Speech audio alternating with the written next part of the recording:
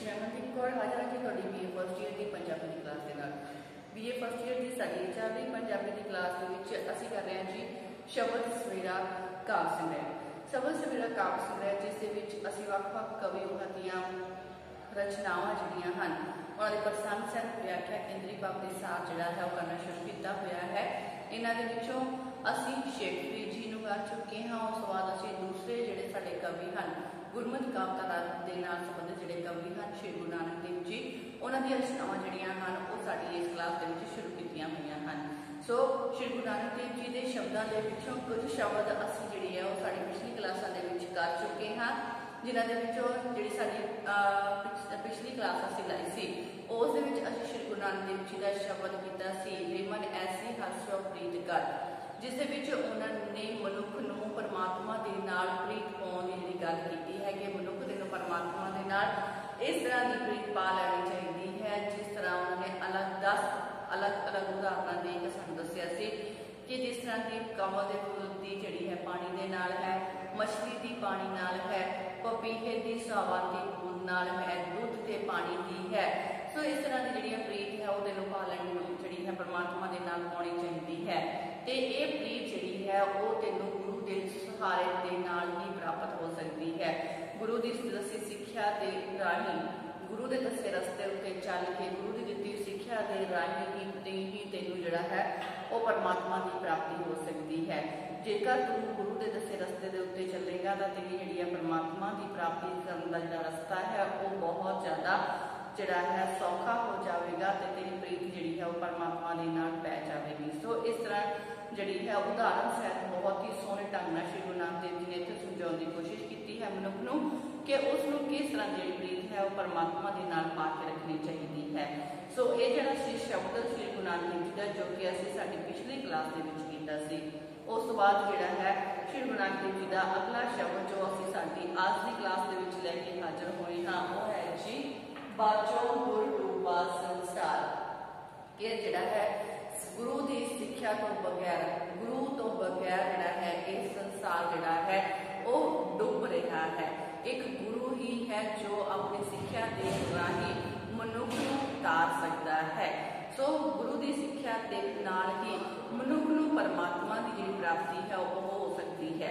सो गुरु की सिक्ख्या ते चल के ही मनुख जिहड़ा है वो परमात्मा की प्राप्ति कर सकता है, उसका ज्ञान प्राप्त कर सकता है। बिना गुरु तो इस संसार के विच जिहड़ा है वो कुछ भी जिहड़ा बाकी नहीं रह सकता। संसार जिहड़ा है वो डुबण के किनारे जिहड़ा है आ चुका है। सो इस दे विच ये शब्द जिहड़ा है जिहड़ा श्री गुरु नानक देव जी का लिखा होया है ये माझ राग जिहड़ा है उस दे विच लिखा होया है ते इस दे विच गुरु जी ने जिहड़ा मनुख की उम्र के वख-वख 10 पड़ाव जिहड़े हैं उन्हां दा जिक्र करते हुए जिहड़ा है कहा है कि जिहड़ा मनुख है वो सारी उम्र मनमुख बन के गुजार दिंदा है, दुनियावी पदार्थों के पिछे लगा रहिंदा है ते परमात्मा नूं भुल जाता है। जब तक परमात्मा दा जिहड़ा है परमात्मा की सिक्ख्या देने वाला गुरु जिहड़ा है उसनूं नहीं मिल जाता तब तक मनमुख जिहड़ा है वो दुनियावी पदार्थों के मगर ही लग्या रहिंदा है ते परमात्मा तो दूर ही रहता है।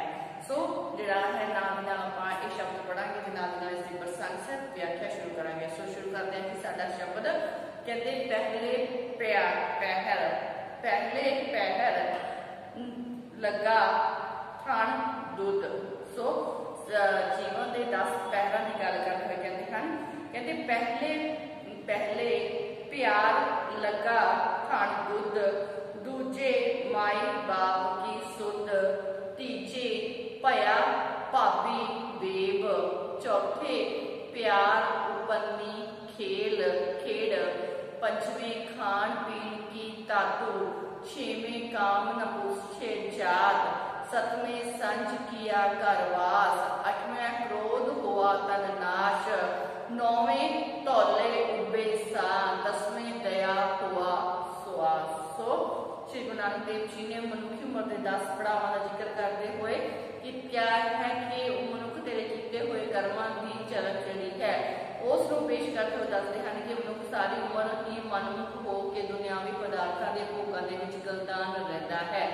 सो उम्र के 10 पड़ावां का जिक्र करते हुए श्री गुरु नानक देव जी आखते हैं कि मनुख अपनी उम्र के पहली अवस्था दे विच, अपनी उम्र के पहले पड़ाव दे विच, पहली अवस्था दे विच मनुख की जिहड़ी रुचि है वो सिर्फ ते सिर्फ उसकी माँ की दुध तक ही सीमित रहती है। सो उसनों अपनी माँ के दुध तो बिना होर दूसरा कोई जिहड़ा है काम नहीं हुंदा।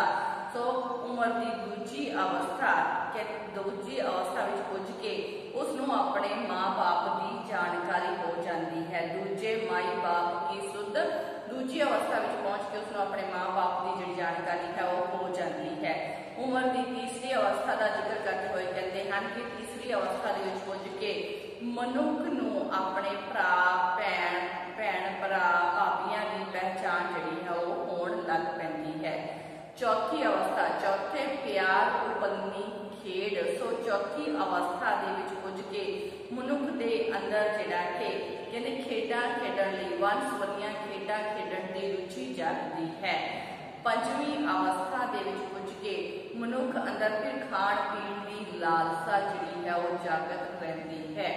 सो इस तरह छेवीं अवस्था विच पुज के कहते मनुख दे अंदर काम जिहड़ा है वो जागदा है, जिस दे विच अन्ना होया वो जात पात नहीं वेखदा। सो इस तरह जिहड़ा है उम्र की सतवीं अवस्था कहते सतवें सच किया करवास, सतवीं अवस्था विच पुज के मनुख दुनियावी पदार्थां नूं इकत्तर करके घर वसाउंदा है। जदों उम्र जिहड़ी है, जदों मनुख की उम्र जिहड़ी है 8वीं अवस्था दे विच पुजदा है तां उसनूं गुस्सा आउण लग जाता है। 8वें क्रोध हुआ तन नास। 8वीं अवस्था विच पहुंच के जिहड़ा उसनूं बहुत ज़्यादा गुस्सा आउण लग पैंदा है, जिहड़ा कि उसदियां अंदरलियां चंगियाइयां नूं खत्म कर दिंदा है। फिर कहते 9वें तौले उबे सा। उस तो बाद जिहड़ा है जदों मनुख 9वीं अवस्था दे विच पहुंचदा है तां कहते 9वीं अवस्था दे विच पहुंच के वाल चिट्टे हो जाते हैं, उसका साह चढ़न लग पैंदा है, अर्थात उसके बुढ़ापा जिहड़ा है वो आ जाता है। उम्र की 10वीं अवस्था विच पुज के उसकी जीवन लीला जिहड़ी है वो समाप्त हो जाती है, वो सड़ के राख हो जाता है। इंज मनुख उम्र दीयां 10 अवस्थावां विचों दी कहते बेगुरा किते मनमुख होण दे पिछों मर जाता है। 10 अवस्था जिहड़ियां हन भोग के मनमुख ते बेगुरा रहता ही अखीर इस संसार तो चलिया जाता है। सो अगे करते हैं जी कहते गए संगीत पुकारी तासो जिहड़ा है 10 अवस्थावां जिहड़ियां हन मनुखी जीवन दीयां निकल चुकियां हन। 10वीं अवस्था का जिक्र करते हुए कहते हैं कि 10वीं अवस्था दे विच पहुंच के मनुख खत्म हो जाता है, शरीर सड़ के सुआह हो जाता है। सो इस तरह सारी उम्र जिहड़ा है मनुख बिना भगती के मनमुख ही रह जाता है ते कहते फिर उसनूं अखीर पछताउणा भी पैंदा है। गए संगीत पुकारी ता उड्या हंस दसांदे राह, आया गया मोया नाओ पिछले पत्तल सद काओ, नानक मनमुख अंध प्यार बाजो गुर डूबा संसार। सो 10 अवस्थावां का जिक्र करते हुए कहते हैं कि कहते सारी उम्र मनुख बेगुरा ते मनमुख रहन पिछों जदों मनुख अकाल चलाना कर जाता है, मर जाता है, तो मनुख जिहड़ा है उसके साथी शमशान घाट तक उसनूं लै जाते हैं। वो ताहां मार मार के रोंदे हैं। मनुख की आत्मा शरीर के विचों निकल के अगले राह जिहड़ा है वो मतलब तुर पैंदी है, अगला राह पड़दी है। मनुखी जगत जिहड़ा है कहते मनुखी जगत विच जेहो जिहा आउंदा है वो तेहो जिहा ही तुर जाता है। दुनिया उसका नाम तक भुल जाती है। उसकी श्रद्धांजलि समागम से जुड़े हुए लोग जिहड़े हन उसके पतंग खान जिहड़ा है खाण वास्ते ही आउंदे हन। वो तां कावां दे खाण दे बराबर हैं। जदों भोग पैंदा है तां आपां जिहड़ा है रोटी टुक खवाउंदे हां तां कहंदे उसदे जिहड़े लोग हैं जो उसनूं श्रद्धांजलि देते भी आउंदे हन वो सिर्फ पत्तल खा के वापस चले जाते हैं। उन्हां दा खवाया होया इस तरह है जिवें कावां नूं खवाया गया होवे। उस पिछों मर चुके आदमी तक कुछ भी नहीं पहुंचता। जो गुरु नानक देव जी कहते अजिहे आदमी जो मन के पिछे तुरते हैं वो सारी उम्र दुनियावी पदार्थां नूं भोगण की लालसा दे विच ही अन्ने हो के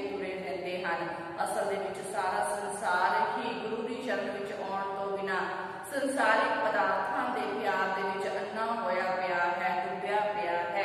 मनुख दा दुखां ते फिकरां तो छुटकारा तां ही हो सकता है जेकर वो दुनियावी पदार्थां दे भोगां दी लालसा दे विचों निकल जावे ते उसदी थां ते गुरु दी शरण जिहड़ी है वो लै लवे। सो गुरु दी दित्ती सिक्ख्या दे अनुसार परमात्मा दे नाम दा सिमरन करके उसदे मार्ग दे उत्ते उस रस्ते उत्ते चलण वाला मनुख ही परमात्मा नूं प्राप्त कर सकदा है।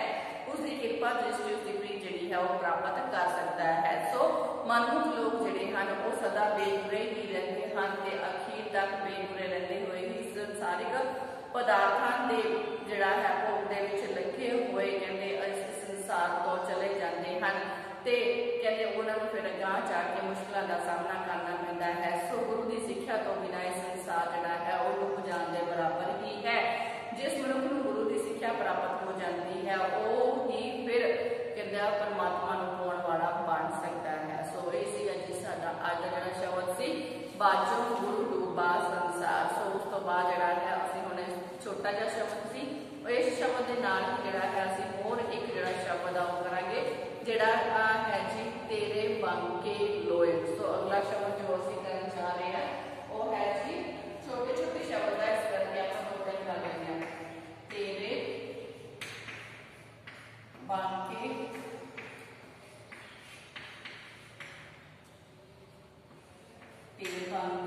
लोए। अगला जिहड़ा शब्द है गुरु नानक देव जी का तेरे बांके लोयन। ठीक है जी, लोयन का मतलब अखा नैन जिन्होंने गल की है कहते तेरे बांके लोयन, लोयन मतलब अखा नैन। सो इस गुरु नानक देव जी ने परमात्मा की जिहड़ी है सृष्टि कहते परमात्मा जो है इस सृष्टि के कण कण में है। सो परमात्मा की महिमा इस मतलब शब्द में गाई है जो कि वडहंस राग के शब्द है दर्ज है। सो इस श्री गुरु नानक देव जी की कहते हैं कहते तेरे बंके लोयन दंत रसीला सोने नक जिन लंबड़े वाल कंचन काया सोने की टाल सोवन टाला कृष्ण जपो तुसी सहेलियो जम दौर न होए अड़िया सिख सुनो सहेलियो हंस हंसा बग बगा लहे मन की चाला बंके लोयन दंत रसीला। सो इन्ना ही शब्द है जी। सो पहला आप पसंद कर लेंगे हैं कि इस काव्य सत्रा साडे सिख धर्म के बानी ते पंजाबी साहित्य विच गुरमत काव्यधारा के मोडी कवि श्री गुरु नानक देव जी दी रचियां हुईयां हन जो कि साडे पुस्तक शब्द सवेरा जिसके संपादक डॉक्टर हरभजन सिंह होरी जी हन दे विच तेरे बंके लोयन जिहड़ा है सरलेख दर्ज कीतियां गईयां हन। इस दे विच श्री गुरु नानक देव जी ने वडहंस राग जिहड़ा है इसकी वरतों की है ते वडहंस राग दे विच उचारिया गया एक भावपूर्वक शब्द जिस दे विच श्री गुरु नानक जी ने परमात्मा की सर्व व्यापकता बारे दसदे होए उस दे नाम का जाप मतलब जिहड़ा है करन दा उपदेश जिहड़ा सानूं दिता है। सो गुरु नानक देव जी आखदे हैं कि परमात्मा सर्व व्यापक है, सर्व शक्तिमान है। उसकी सर्व व्यापकता का जिक्र करते हुए कहते हैं कि सारे संसार की सारी जिहड़ी सृष्टि है उसकी जिहड़ी है उसकी सिरजना करने वाला परमात्मा आप ही है। उसने ही नैण दंद केस गल की सब कुछ उसके द्वारा ही जिहड़ा बनाया गया है। जे मनुख की सिरजना की है तो मनुख के सोहने नैण दंद नक बुल गल केस सब कुछ उस परमात्मा का ही दिता गया है। उसने ही शरीर रूपी सोने उसने ही शरीर को सोने वर्गा खरा ते सुडोल जिहड़ा है वो बना दिता है। इसलिए जीवात्मा को चाहिए है कि वो सदा सुंदर स्वरूप वाले परमात्मा का नाम जपदियां रहन तां जो वो आखिरी समय जमराज के दरवाजे के ऊपर जदों जमराज उन्होंने दरवाजे ऊपर खड़ा होगा तो उस जमराज को बचना उन्होंने लिए सौखा जिहड़ा है वो हो जाएगा। सो उस तो बच सकन इसलिए परमात्मा का नाम जपन जीव आत्मा मन के विचों पापां की मैल जिहड़ी है वो धोती जाती है। परमात्मा के नाम का जाप करन दे नाल जीव आत्मा के मन के विचों पापां की मैल धोती जाती है। बगले हंसा का रूप धारण कर जाते हैं। हंस हंसा बग बगा लहे मन की जाला, मन की मैल धोती जाती है, बगले हंसा का रूप धारण कर जाते हैं। सो हे परमात्मा तेरे बंके लोहे ने दंत रसीला है, परमात्मा तेरे नैन बहुत सुंदर हैं, तेरे दंत रसीले हैं।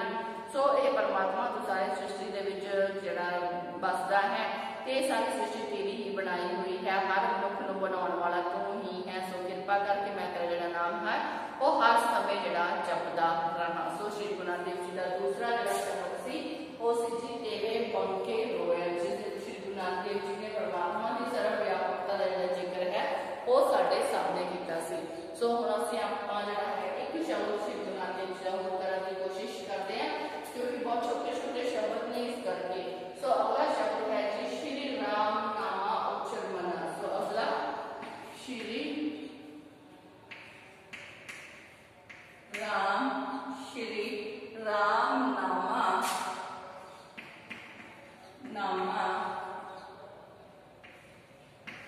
श्री राम नामा उच्चरमना।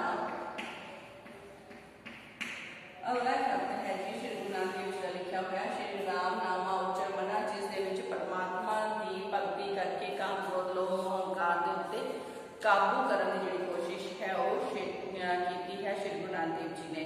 सो कहते अवर पंच हम एक जना, क्यों राखो कर बार मना, मारे लूटे नित नित इस आगे करी पुकार जना, श्री राम नामा उच्चरमना, आगे जम दल विखम कना। सो जिहड़ा शब्द है इस दे विच जिहड़ा श्री गुरु नानक देव जी ने ये शब्द जिहड़ा है गुरु साहिब दा गौड़ी चेती राग, गौड़ी चेती राग दे विच उचारिया गया एक शब्द है, जिस दे विच गुरु जी ने मनुखी आचरण के 5 दुश्मन काम क्रोध लोभ मोह अहंकार तो दूर रह के परमात्मा के नाम का जाप करने का जिहड़ा उपदेश है वो मनुख नूं दिता है।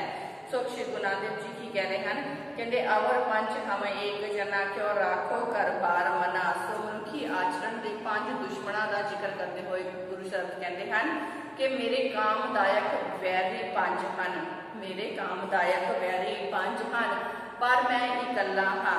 मैं मैनू दुनिया के रंग तमाशियां के जाल दे विच फसा के मेरा आत्मिक शोषण करते हैं। मेरी आत्मा परमात्मा का नाम लेना चाहती है, पर ये मेरे 5 दुश्मन जिहड़े हैं वो मेरा जिहड़ा आत्मिक शोषण करते हैं, मेरी आत्मा नूं मेरे मन नूं ये गलत कामां वाल लगाउंदे हैं।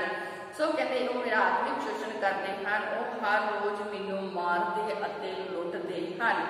मेरे लिए इन्हां कोलों अपने चंगे गुणां नूं बचा के रखना बहुत औखा है।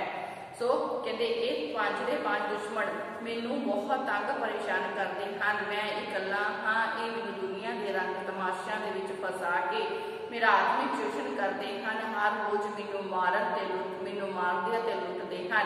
मेरे लिए इन्हां कोलों अपने चंगे गुणां नूं बचा के रखना बहुत औखा हो गया है।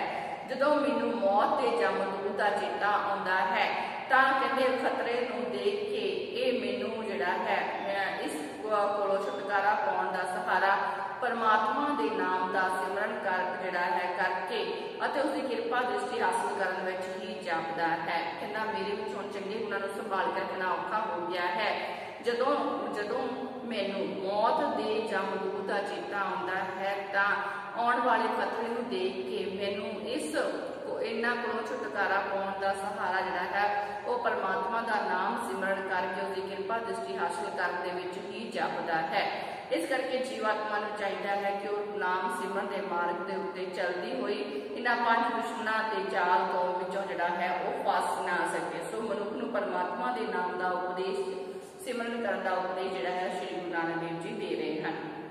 अते उसर मरोड़ी राखे द्वार भीतर बैठी साधना, अमृत कल करे नित कामण, अवर लूटन सो पंच जना, अवर लूटन सो पंच जना, टाहे मरोड़ी लुटिया देवरा साधन पकड़ी एक जन, देवरा साधन पकड़ी एक जना, जम डंडा गल संगल पाया, भाग गए से पंच जना, कामन लोड़े सोइना रूपा, मृतका लोड़न सेख दाता, नानक पाप करे तिन कारण, जम गुर बधाता। सो श्री गुरु नानक जी कह रहे हैं कि मनुखी शरीर एक मठ के रूप दे विच है। मनुखी शरीर को एक मठ के रूप में दसदे हुए कहते हैं कि परमात्मा ने मनुखी शरीर की सिरजना करके नक कान जिहड़े आदि 10 दरवाजे बना दिते हैं। अखा नक कान मूँह इस तरह 10 दरवाजे जिहड़े हैं वो बना दिते हैं। परमात्मा के हुक्म अनुसार इन्हां 10 दरवाजियां दे विच जीव आत्मा जिहड़ी है वो सदा टिकी रहिंदी है, पर वो अपने आप को इत्थे चिरस्थाई समझ के हर समय दुनिया के रंग तमाशियां दे विच ही लगी रहिंदी है। उसके आचरण के पंजे दुश्मन उसके अंदर चंगे गुणां नूं खत्म कर दिंदे हन ते जिहड़ा है अखीर मौत दा जमदूत जिहड़ा है मौत जम की फौज आके शरीर रूपी मठ नूं ढा दिंदी है, मंदिर नूं लुट लैंदी है। जम दा डंडा जीव आत्मा के सिर ते वजदा है, गल विच उसदे संगल पै जांदा है। काम क्रोध लोभ मोह हंकार रूपी जिहड़े दुश्मन हैं पंजे लुटेरे साथी उसका साथ छड्ड के भज जाते हैं, कोई भी उसका साथ नहीं दिंदा। सो जीवात्मा सारी उम्र अपने पवित्र अति अंग साकां दीआं मंगां दीआं लोड़ां पूरीआं करन दी खातर पाप करती रहती है। उसनूं परमात्मा के नाम का चेता जिहड़ा है वो भुलिया रहिंदा है। जदों उसनूं मौत का जमदूत आण दबोचदा है तां वो जम दी नगरी दे विच धक्की जाती है। सो जिहड़ा मनुख है वो कहते सारी उम्र जिहड़ा है पाप ही करता है, वो सारी उम्र संसारिक पदार्थां नूं इकट्ठे करन दे विच लगा रहता है ते परमात्मा के नाम का सिमरन नहीं करता। जदों फिर जम दा डंडा आके सिर दे उत्ते वजदा है तां जिहड़ा है मनुख नूं उस टाइम फिर पछताउणा पैंदा है, क्योंकि जिहड़ा जमदूत है वो मनुख की आत्मा रूपी मठ जिहड़ा शरीर दे विच आत्मा रूपी जिहड़ा जो आत्मा है उसनूं जिहड़ा है मौत दा फरिश्ता जदों लैण आ जांदा है तां आत्मा रूपी हंस जिहड़ा है वो इस विचों निकल जांदा है ते निकल के फिर दूसरे जिहड़ा है रस्ते ते पै जांदा है। मौत दा जमदूत आण के जिहड़ा है उसनूं दबोच लैंदा है ते जम नगरी दे विच जिहड़ा है लै जांदा है। सो इस तरह जिहड़ा मनुख है वो इन्हां पंजे विकारां दे पिछे लग्या होया इन्हां जिहड़ा है इन्हां दे करके ही गलत काम जिहड़ा करदा है ते परमात्मा के नाम तो दूर जिहड़ा है वो रहिंदा है। सो मनुख नूं अजिहा नहीं करना चाहिए, सगों इन्हां ते काबू पाउंदे होए परमात्मा के नाम का सिमरन जिहड़ा है वो करना चाहिए है। सो ये सीगा जी साडा तीसरा शब्द श्री राम नामा उच्चर मना। सो अज असीं 3 शब्द कीते हैं। पहला बाजू डूबा संसार तेरे वांके लोए ते श्री राम नामा उच्चर मना। सो हुण तुहाडी रूटीन यही है कि तुसीं इसका केंद्री भाव सार अपनी कापियां दे विच नोट जरूर करके रखोगे तां जो एग्जाम समय तुहाडी हैल्प हो सके। सो अज की क्लास आप असीं इत्थे समाप्त करते हैं।